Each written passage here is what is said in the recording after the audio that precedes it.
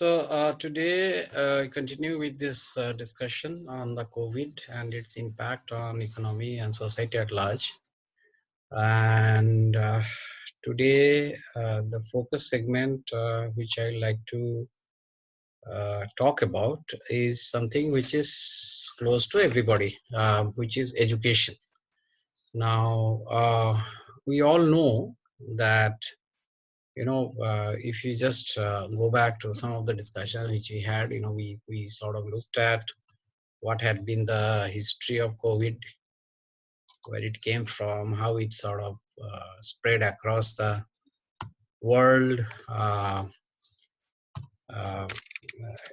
how it has affected every sphere of our life, uh, including the economy. And, the education is, of course, as part of that, which we'll be talking about today.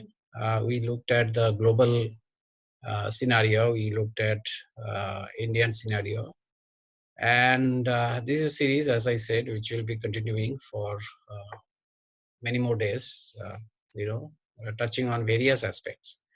Now, this part also on education is not something which I have, prepared a lot of data. This is essentially analysis of the changes which we are seeing, and it is more or less based on what is visible or what experts are talking about. Some of my thoughts have also been presented, but they are very nominal. Largely it is a representation of the situation and the expert views.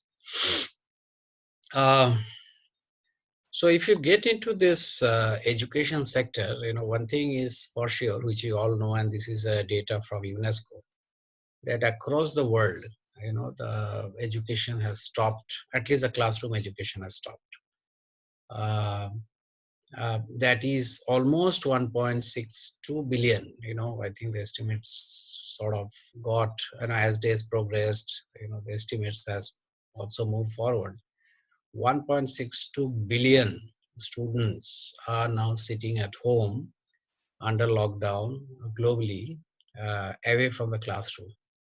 Now, this is a huge change because, while there had been many schools and many thoughts and many philosophies and many interventions and many new methodologies of academics, but classroom has largely remained the main stay for imparting education for even today. And disruption of that, whereas students are not able to go to the classroom, rather at home, even if they are connecting online, using various model.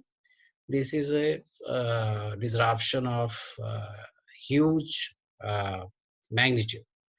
Now, the good thing about this education disruption is that education is not something which is like you have to do it today, right? You can always defer your academics by a few months, take it easy as the things stabilize, and hopefully it will stabilize sooner than later. It is not like earning your livelihood or many other you know activities which are even today going on, like security, like logistics, or healthcare, or it is not similar to where you have to earn your living, right? Otherwise people will probably starve to death if the economic conditions uh, are not revived. But education, luckily, is a sector which can wait for a while.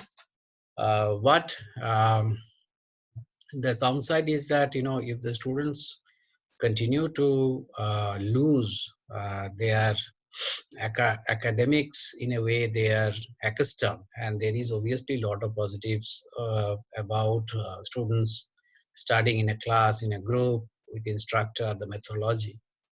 The cost of that will be seen as we go forward. So there are some studies, I understand that if every 10 days of class miss, there is a 1% decline in the performance of the students in and it has been seen in tests. So if you talk of 60 days or 90 days, it can be a 6% 9%, 6% to 9% drop in the performance, which may not stand out from the relative perspective because everybody is sort of missing their classes, but an entire generation will suffer from the academic capabilities, and unless we have a methodology of catching up uh, quickly on that as things stabilize, there may be a long-term impact on the society at large and economy in particular, right? So obviously, this is a very, very important. And then there are other issues, of course. The students are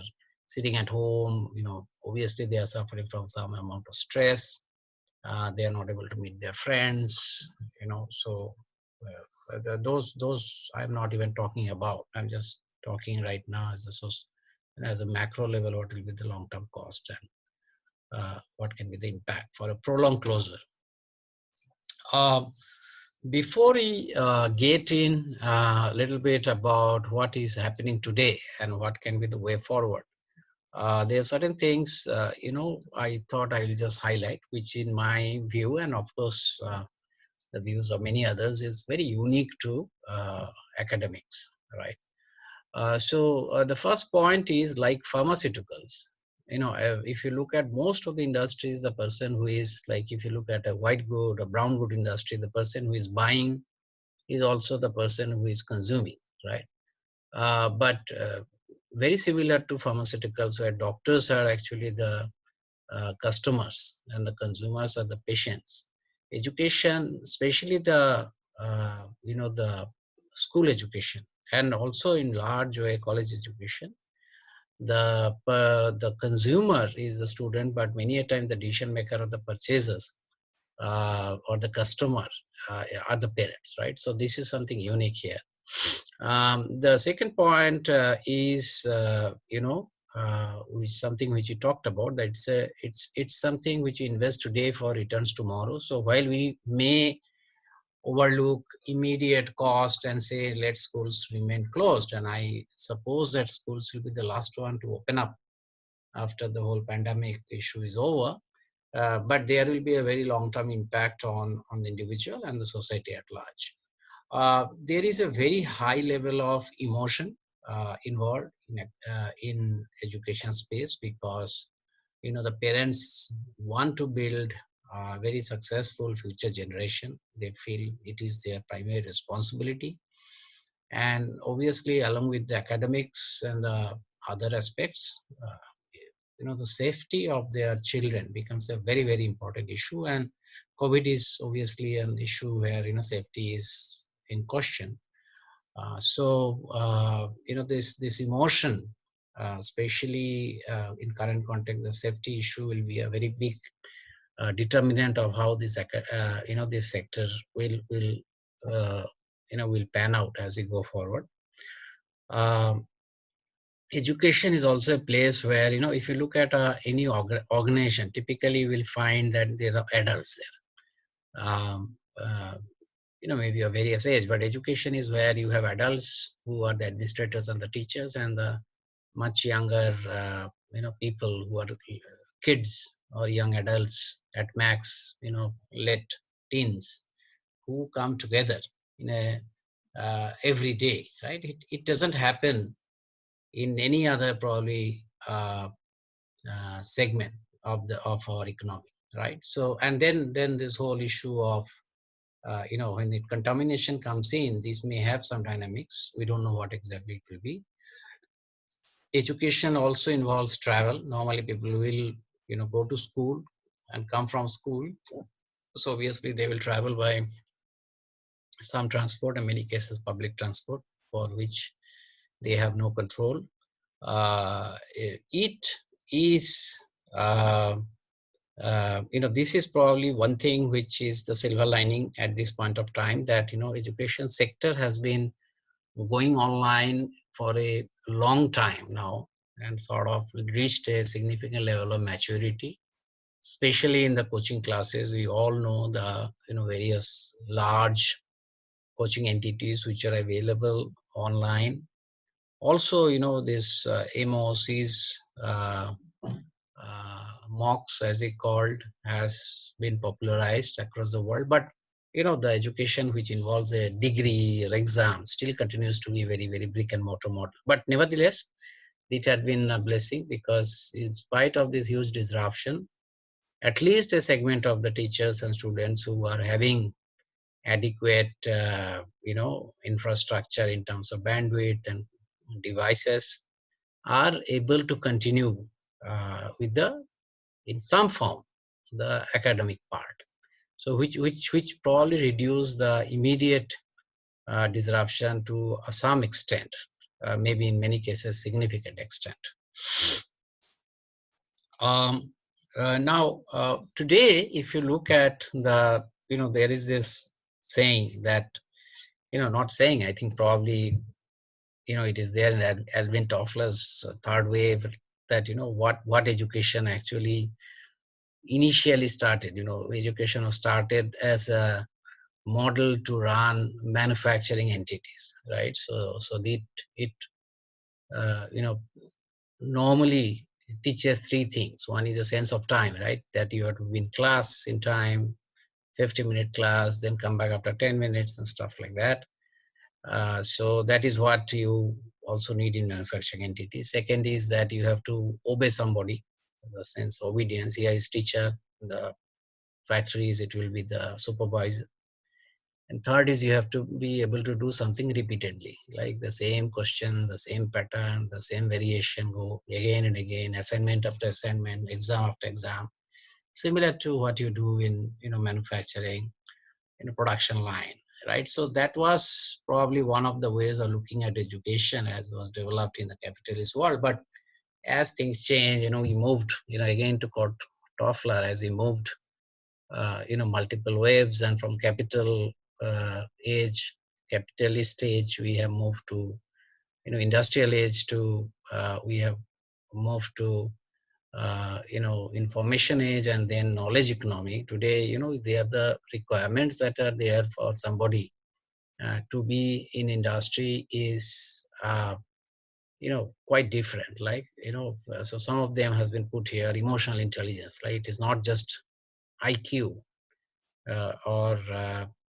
uh, intelligence quotient, as you used to call, or EQ. Emotional quotient has become very important. How you deal with people, how you interact with others, right? How entrepreneurial you are on day-to-day basis in solving problems. You need not be entrepreneur full scale, but for everything, people are today, looking at, or at least trying to, they are preferring individuals who can look at a problem, quickly understand the possible answers, and you know try to solve it quickly, like entrepreneurial, somebody who has a learnability, continuous learning, who is creative, who is resilient. Because of, the COVID is a great example how resilient you are. The weather, at all the way to individual level, how well you can manage to stay at home and still be productive, right, for 30, 40, 50 days. Now these are the things, many of them, when you talk of online education or even classroom education today, we are still not fully equipped to teach, right? So at least in the structured classroom brick and mortar model, some of this has already come. And there are hybrid models which are coming up through sports, through extracurricular activities, through other engagements, to build some of this. But so far as the online academics is concerned, the only thing which is there today is mapping the curricula in a digital format, and more so how to do a course, the likes of Coursera, EDX, and get a certificate, or the likes of Byju's or others, to get ready for a, examination which you're preparing for. So as the COVID continues, and many are saying that this COVID is not going to go away easily, because there is no treatment. This is many ways very dangerous, very communicable disease. And even if we find uh, uh, uh, vaccine, which may take 1.5 years, but even then it will take years to vaccinate the whole population. The treatment, even if it is available, how it will be administered, when it will be available, all this uncertainty. So this is very important at this point of time, that this is one segment where we probably are lucky to get some time early on to disrupt the classes. But if it prolongs, which it is expected, a lot of innovation has to come in the way as to how we can generate some of these additional skills also using online as a medium, not just imparting the academics, which probably many people are doing a little much better today, than they have been able to do a couple of years back. And there is needless to say that people have quickly moved forward, made a lot of adaptation. People have learned technology quickly. They have quickly got onboarded on various platforms and doing a pretty good job. But then now is the time for innovation to find out how the other things beyond the core academics, academic rigor, can be developed using online platforms. And this is not just COVID anymore. There will probably be a huge shift in the whole society itself, where people will increasingly look at this technology. Now a lot of people have got familiarity, they'll be much amenable to use technology to do things, and need not necessarily always like to land up or go somewhere to have a face-to-face interaction.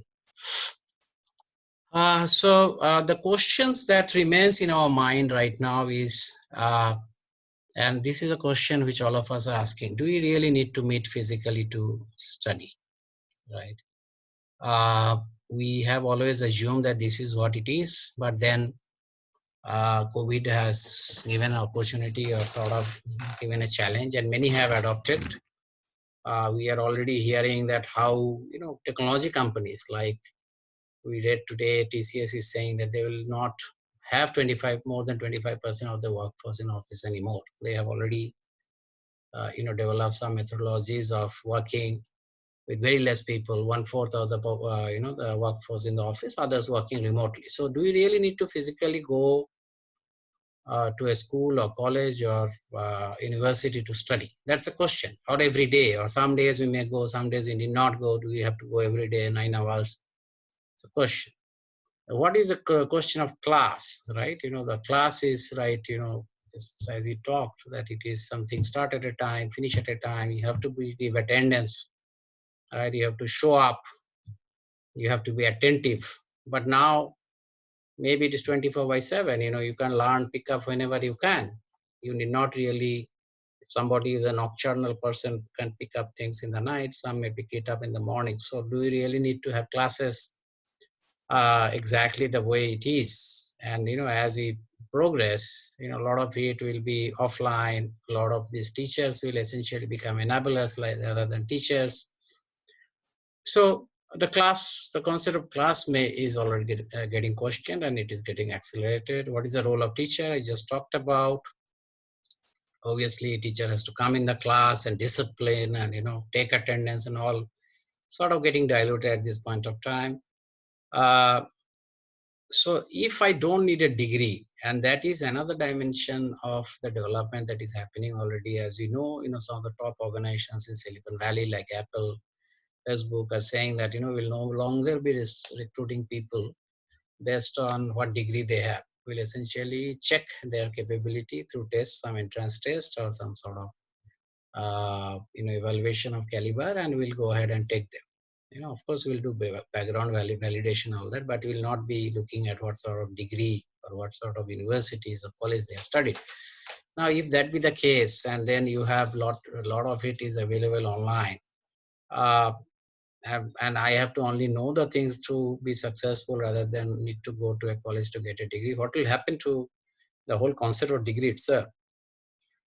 One thing that will happen now after COVID is that a lot of people will be exposed to global benchmarks. They will hear from the best of the breed people. They will see best of breed colleges, the way they teach. Maybe they will come with some very good teacher, students. and many will start looking for such quality to be delivered, even when they come back to the classroom, even from their teachers. So the whole benchmark of, I am only so good and nobody knows anything beyond this, who is better than me, probably will get questioned. So everybody has to up their ante, as they say. And the last point is that as more and more time I am spending online, as a student or as a teacher, what will happen is that my profiles will get captured. People will get to know me more beyond my boundary of my wherever I am operating, whatever organization I am attached to. So there'll be directly I'll be engaging in many forums. Indirectly I'll be picking up. I'll be leaving a lot of footprints, and it is possible that a lot of this will be consolidated by companies, just like we heard about Facebook doing consolidation, data analytics, and everybody does in the digital world. Every large company does, and that is, of course, the data is oil, new oil. So the same way, the whole ecosystem of academics is now coming. Now, what is academics all about? Academics is traditionally been a way to make people ready for the future life, future social life, professional life, and personal life. Right. So personal life has largely been character building, which has happened along with parents. The social life, we have talked about these things like EQ, emotional quotient, resilience in entrepreneurial skill, which helps in social life. A large part of it is professional life. Now, if the professionals recruiting agencies can find out who are the best by using the digital channels, a lot of these concepts of intermediaries, of placement agencies, people who are to help trying to map a individual with a job or skill to a job, and all may actually in few years time be irrelevant, because the people who are on the similar to OTTs, as they say, over the top companies like Facebook or whatever, maybe even Facebook, will have enough data to find out who are the best teachers, who are the best students for the opportunities that are available, or the requirements that is there in the market. But that can be a big transformation, right? I will now stop here. Like as in previous cases, I have left some reading resources. The left side reading resources are exactly the same resources which I mentioned, which I have been using. I have been showing for last few sessions. Right is some new reading material, essentially on the academics or education sector. I will probably leave it here, leave it with you thoughts. I have not really gone into how many schools have closed and all that, except for one data point. It's more of a bunch of thoughts, how things will move. Three things: education can wait for some time, but long-term cost may be high. Second is it's already enabled on the academic, on the digital platform in a big way, and that is where the transition to digital has been, significant. I will not say full, not everybody, like as every, UNESCO is also saying that the poor children are missing out, but the privileged ones are more or less in touch with their teachers through digital platforms. And third is it will, over a period of time, if it continues, it will fundamentally question a lot of these assumptions which you have, that you have to come to a class, there has to be a teacher, there has to be a school, learning has to come with a degree, and degree will only say whether you have learned. And of course, what are the sort of intermediaries that